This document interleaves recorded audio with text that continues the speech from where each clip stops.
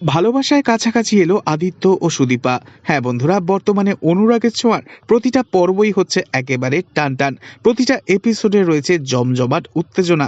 বর্তমানে কুন্তলা আবারও ফিরে আসায় টিআরপি বেড়েছে আরও তত্ত্বরিয়ে। ইতিমধ্যেই আমরা দেখেছি কুন্তলা প্রবেশ করেছে চৌধুরী বাড়িতে। কিছুদিন পরেই আমরা দেখতে পাবো কুন্তলা এবার সুদীপার ক্ষতি করার জন্য পাকাপাকিভাবে থেকে যাবে চৌধুরী বাড়িতেই। আর অন্যদিকে কাছাকাছি আসছে আদিত্য ও সুদীপা।